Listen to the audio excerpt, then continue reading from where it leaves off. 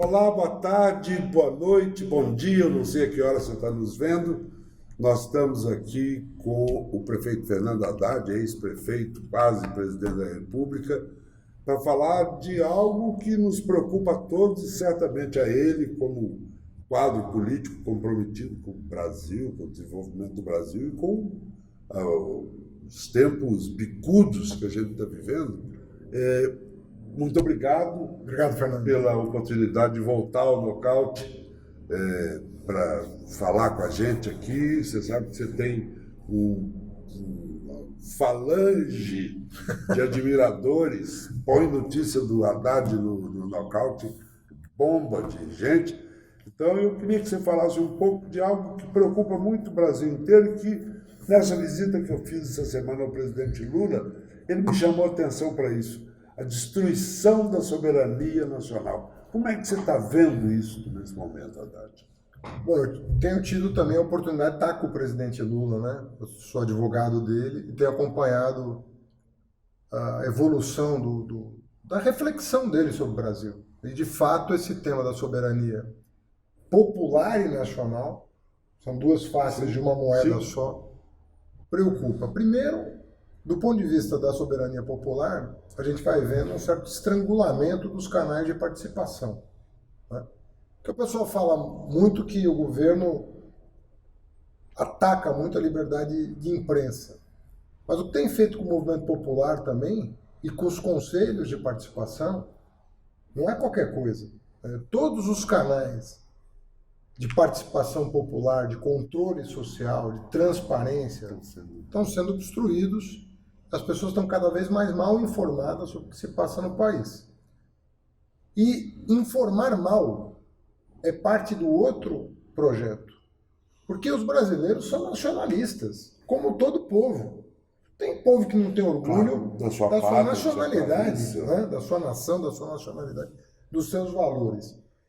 E a maneira pela qual, sobretudo a área econômica, vem tratando as questões nacionais, ela exige uma opinião pública mal informada. Porque se a opinião pública estiver bem informada, ela vai se insurgir contra o que está acontecendo no Brasil. E o que está acontecendo no Brasil do ponto de vista da soberania nacional? Nós reduzimos o conceito de soberania nacional a uma espécie de simulacro, que é a questão de proteção do território. Nós reduzimos a isso. Quando o mundo inteiro trabalha o conceito de soberania do ponto de vista tecnológico, do ponto de vista estratégico, do ponto de vista do domínio da ciência básica, em relação a questões estruturais, em relação à nossa infraestrutura, produção de conhecimento, controle de fontes de matéria-prima. Enquanto todo mundo pensa um conceito de soberania nacional que é absolutamente avançado, o Brasil restringe esse conceito à dimensão territorial como se todo o resto fosse trivial. Então a Embraer é trivial. A BR Distribuidora, integração, verticalização da Petrobras, é trivial, né? As ONGs que defendem os índios passam a ser inimigas, porque a questão territorial é mais importante do que a questão cultural. O pacto de 88 em relação à questão indígena. Então nós estamos com uma visão absolutamente restrita de soberania da parte do governo, né, que coloca o nosso futuro em xeque. Porque soberania hoje é ciência, é estratégia, é geopolítica, é parceria, que é tudo que o atual governo não faz. Então você veja as áreas que estão sob permanente pressão do governo: relações exteriores, ciência e tecnologia, educação, meio ambiente. São áreas centrais de um projeto nacional de desenvolvimento. De altíssima acessibilidade para um país que quer crescer. Eu nem seria justo exigir do Bolsonaro uma visão estratégica do que quer que seja. Claro. Não está lá para isso. Básico. Uma pessoa com limitações severas. Mas o governo em si, e até se falava muito, não, os militares estarão lá para tomar conta dessa questão. Não estão tomando conta. Então, o que está indignando... Não há uma tutela nacionalista em torno dele. Não há. Então, o que o Lula tem dito, com razão, outro dia ele se perguntava, onde estão os militares nacionalistas? Onde é que está a geração? Onde está a geração nacionalista das Forças Armadas?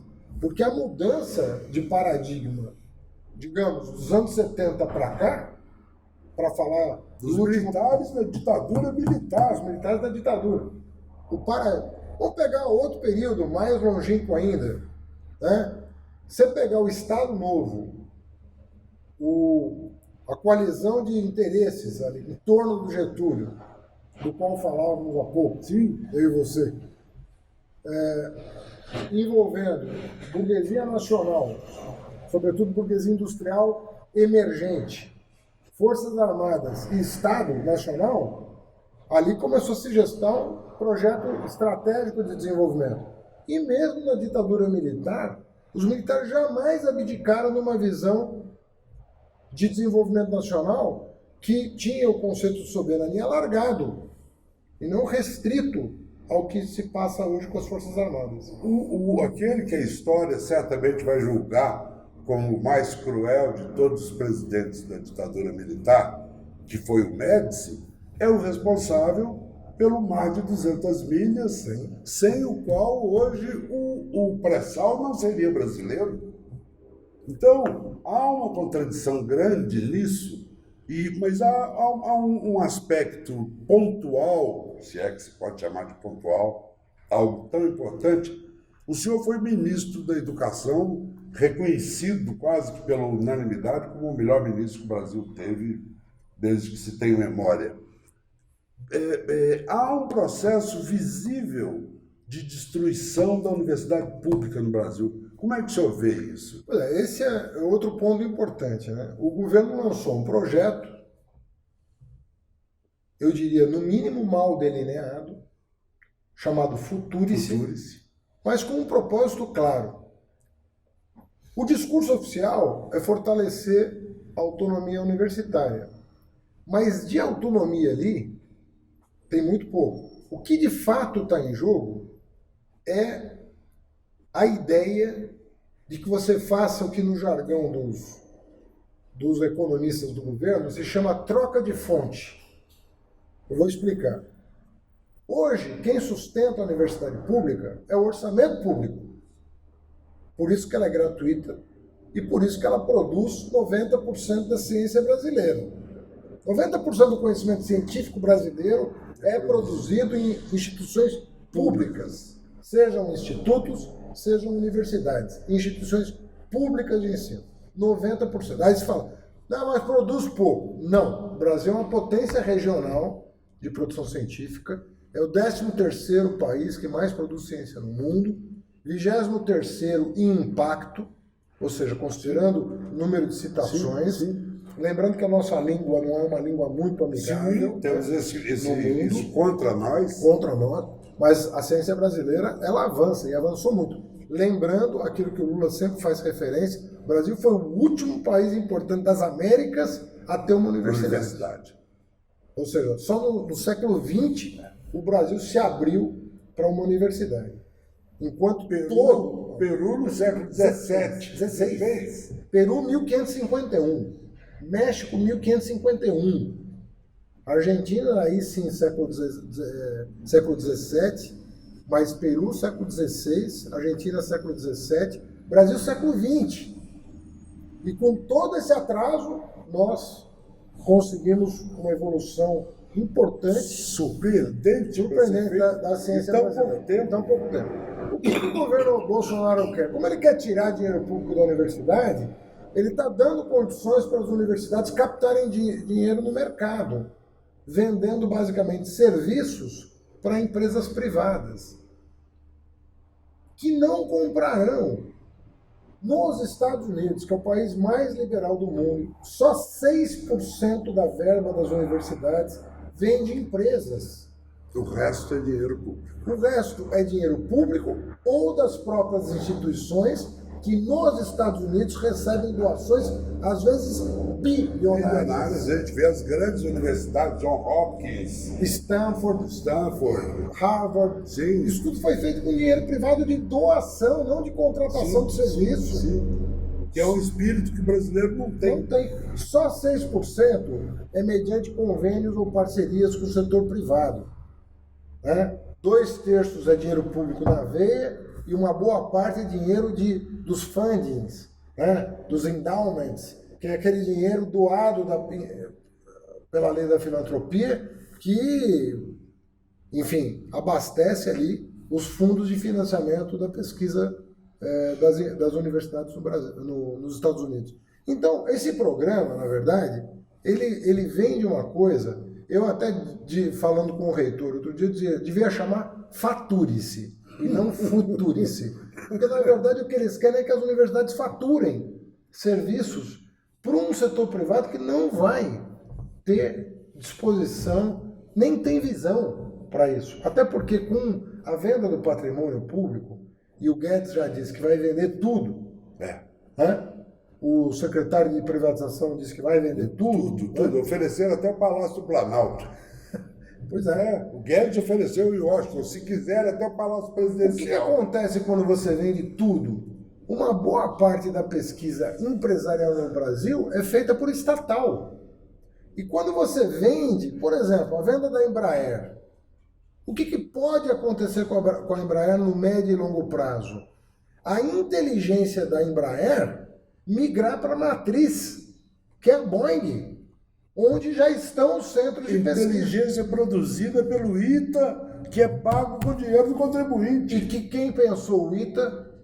Os militares. Os militares, Marechal Montenegro, escrevia a biografia dele. Ou seja, nós estamos falando de uma mudança de paradigma do pensamento militar brasileiro dramático. O militar que tinha orgulho do ITA e, por decorrência óbvia, orgulho da Embraer, que era produto da inteligência, da engenharia aviônica, né, produzida ali, hoje não vê problema nenhum em alienar o patrimônio, correndo o risco de uma parte da inteligência e do conhecimento produzido aqui migrarem para um lugar que concentra hoje 40% da ciência mundial, ou mais. Ou seja, os Estados Unidos não estão precisando de cientistas, nós é que estamos. Então, veja o risco que nós estamos correndo quando a gente vai mudando essas peças. A universidade, as empresas estratégicas, quando tudo isso vai perdendo o sentido, o próprio conceito de nação vai esfarelando. Agora, o senhor foi candidato a presidente da República, teve uma montanha, cordilheira de votos, e as pessoas querem... Está todo mundo muito perdido.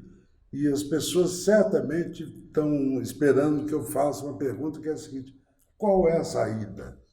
Olha, o que nós temos que fazer? Não, em primeiro lugar é o seguinte, nós temos que reconhecer que o Bolsonaro ocupou a direita do espectro ideológico. Ocupou.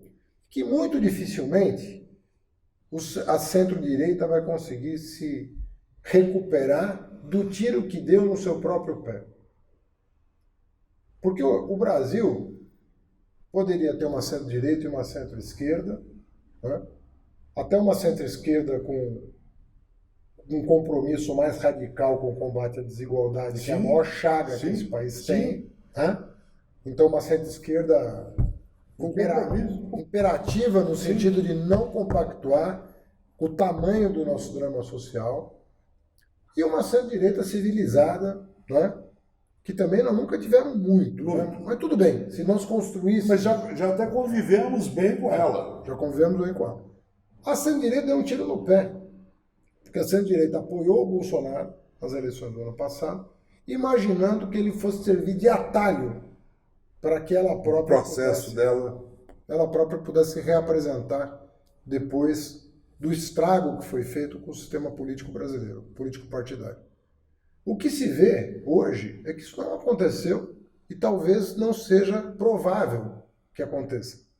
Talvez o bolsonarismo mantenha um patamar de aprovação, superior a 20% ou 25%, que lhe garantam um espaço na cena política.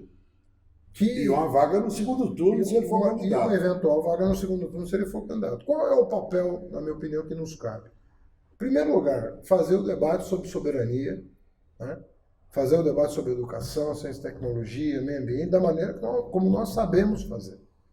Mas nós não podemos ficar restritos à velha política no sentido de o que está acontecendo de bom, na minha opinião? Os partidos progressistas, eles estão se reunindo com muita periodicidade. E eu falo do PSB, do PCdoB, do PSOL, do PDT e do PT.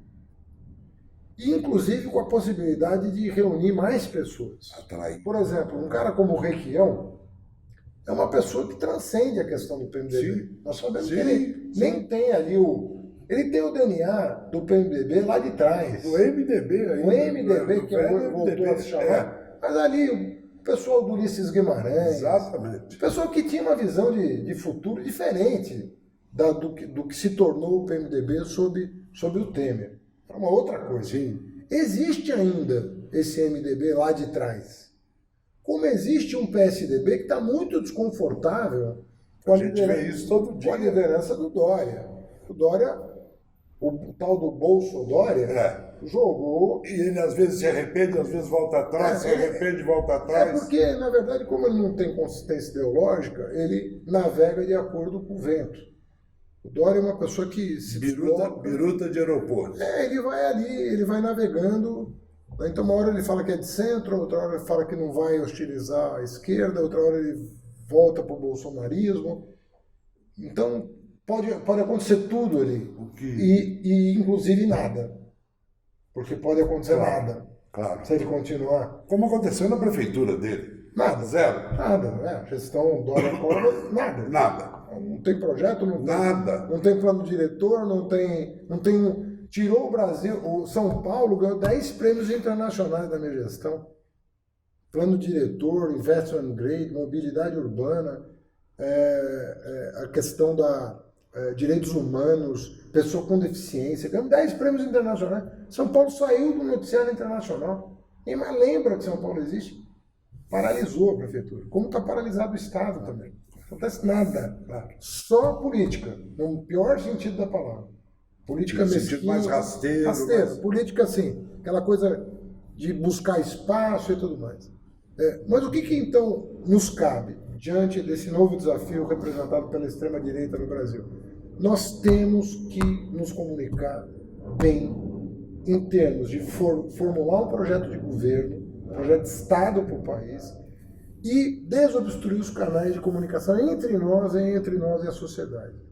Eu sugeri na última reunião dos partidos, eu estava em Brasília, que nós vamos lançar um plano emergencial de geração de emprego. Quando veio a notícia de Tremembé, aí tivemos que adiar o anúncio do plano econômico de emergência. Para poder cuidar de uma... Pronto-socorro, da hemorragia. Uma coisa armada. Uma coisa visivelmente armada para tirar o foco da Vaza Jato. Do Intercept. Do Intercept, da Folha, o UOL, porque agora virou um pool. Não é mais o Intercept. Claro. Tem chancela. É o País, TV Bandeirantes. Tá bom, então não dá mais para falar do Glenn. Eles queriam deportar o Glenn. Claro. Se pudessem, deportariam. Só que o menino é mais inteligente do que aquela turma. Aquele povo. Todo. O moço quase derrotou o Império. Exatamente. Sozinho. Digamos que ele tem um QI de 3 dígitos. Está habituado a lidar com a NSA, com a FBI, com a CIA. Então, acharam que ele fosse se deixar intimidar. Ele se preparou visivelmente para o tamanho do desafio que ele estava se colocando. Colocou o arquivo na mão de pessoas, inclusive fora do Brasil, para se prevenir, dizendo, não adianta me prender. Que vai continuar saindo. Porque vai continuar saindo. E fez as alianças com a mídia tradicional, que tenha algum compromisso com a verdade, claro. Queria abafar o caso. Claro. Aí o que fizeram? Tremembé para tirar o foco da Vaza Jato. Então adiamos o nosso... Mas o que aconteceu naquele dia de importante? Os partidos estão percebendo a ameaça autoritária representada pelo governo Bolsonaro. E nós vamos reagir. Nós vamos reagir formulando políticas públicas que dialoguem com a realidade, com o dia a dia da população, sobretudo quem mais precisa do Estado, e nos comunicando melhor. Eu falo, olha, essa coisa de bot, essa coisa de robô, essa coisa não é brincadeira. Tem muito dinheiro por trás disso. Assistam Privacidade Hackeada. Claro. Assistam Brexit, que é um documentário sobre o Brexit, que está na HBO. O Snowden, o Privacidade Hackeada está na Netflix. Sim. Ou seja, não é difícil você ter acesso a esses filmes. Isso não é filme de petista reclamando. E nem é ficção científica. E nem é ficção científica, são dados. A Cambridge Analytica não é uma fantasia, é uma realidade. É uma fábrica o de Steve veneno. Bannon não é o Johnny Bravo, ele é uma figura que existe. Ele é E uma a pessoa próxima que existe. vítima é o Papa. Já estão tentando cercar Então, o Vaticano. essa turma não está de brincadeira. E tem muito dinheiro, sobretudo da indústria petrolífera americana. Que está interessado. Que está interessado no nosso pré-sal, que está interessado nas reservas petrolíferas da América Latina. Nós não estamos brincando, isso aqui não é brincadeira. Isso é que eu fico me imaginando assim, os militares dos anos 70, os militares dos anos 30, eles tinham visão geopolítica. Tinham. Nós arrancamos a siderúrgica nacional a partir dessa visão estratégica. Nós não tínhamos dinheiro para fazer. Renovação das Forças Armadas brasileiras. Nós não tínhamos aço para fazer munição, para fazer blindado. Não tinha papel para imprimir jornal. Não tinha papel para imprimir jornal. O Getúlio estava preocupado com isso. Exatamente. Foi buscar o apoio dos Clabin. Exatamente. Para fazer papéis. Porque tinha que importar papel de jornal. O Assis Chateaubriand não quis ele. Indicou o Clabin para o Getúlio.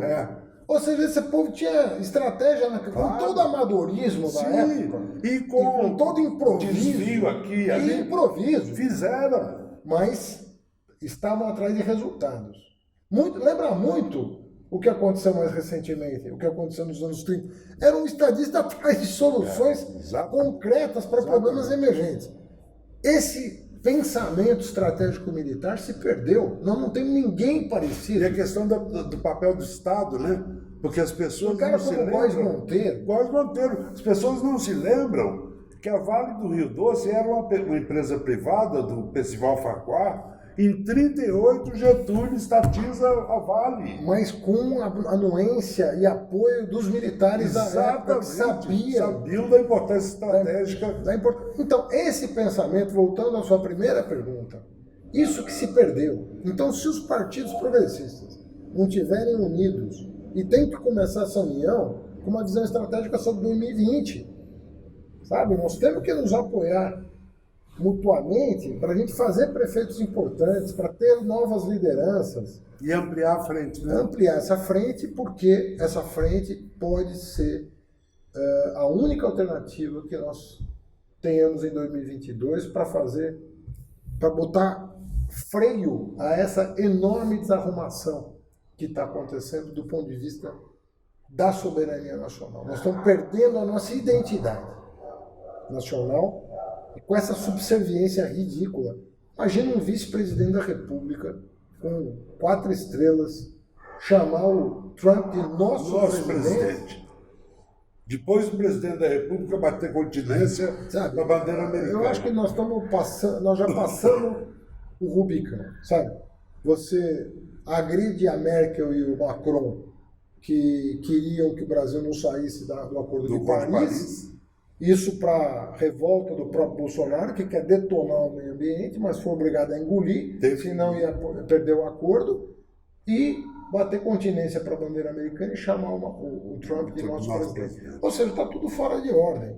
Porque ninguém é contra acordos comerciais. Claro. Agora, o interesse brasileiro tem que estar na frente de todos os outros. O país não tem amigos nem inimigos, o país tem interesse. Tem interesse.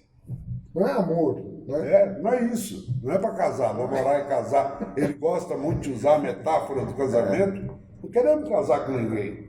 A gente quer parceiro. A gente quer parceiro. Agora, para concluir, eu queria... Há 10 dias aconteceu um fato que me parece muito simbólico, muito exemplar da situação que a gente está vivendo. Pediu concordata, não chama mais concordata, chama recuperação judicial, uma empresa de 110 anos chamada Bardella, que era uma das maiores indústrias do Brasil, e, por uma casualidade, o dono foi um dos empresários que se juntaram ao frentão para derrubar a ditadura militar. Como é que o senhor vê o exemplo da Bardella, uma indústria centenária e uma das maiores indústrias do Brasil, evaporar, porque isso é um processo de evaporação? Olha, primeira coisa é o seguinte, a representação empresarial no Brasil perdeu muita qualidade. Muita qualidade. Não tem Funaro, não tem Mindlin, não tem Bardella, não tem Severo Gomes. Lili Moraes, Severo Gomes, o quem você quiser. Nós tínhamos um time, né? Os empresários dignos desse nome se desinteressaram da política num nível, né, muito preocupante.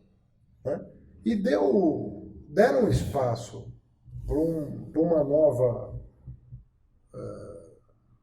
para novos atores muito desqualificados do ponto de vista político. E muito predadores, né?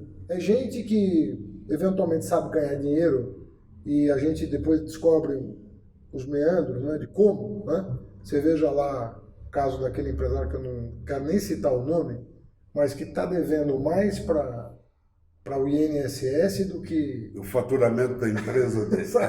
Então deve para o INSS, mas compra avião, Então tem uma coisa esquisita aí no ar. Parece que foi condenado em primeira instância, tem condenação. Sim. Mas o que eu quero dizer é o seguinte, olha o tipo de empresário hoje que fala em nome da classe. Como é que essa classe... A pessoa desqualificada ao falar. É um sinal dos tempos que você vê a presidência da República talvez ocupada pela pessoa mais despreparada da história. Acho que não tem paralelo. Não tem. A gente brincava com o Dutra e com o Figueiredo. Isso. Dutra e Figueiredo são gênios, estadistas. Estadistas. É o Churchill e o De Gaulle perto do Bolsonaro. Pois é. E a gente tirava sarro. Sim, Costa e Silva, que quebrava casco de garrafa no pé. E tirava sarro pelo nível, né, dos presidentes que já tivemos. Hoje, dá até saudade, né, de ter um presidente minimamente organizado. As Forças Armadas com um bolsonarismo tosco, sem visão estratégica. Eu tenho provocado em alguns artigos para ver se alguém ali responde, se alguém ali diz que é patriota mesmo, não essa patriotada que a gente vê. Isso é uma bobagem. Estou falando assim de interesse nacional. Alguém está cuidando dos interesses nacionais? Não vejo. Né? Você vê a classe empresarial desguarnecida, sem projeto, desorganizada, mal representada. Quem fala hoje pelos empresários é gente que não lê um livro na vida. O que nós precisamos? Nós precisamos organizar a população. Essas forças progressistas têm que organizar, né, essas camadas mais populares, da onde certamente surgirão os novos líderes de um novo Brasil.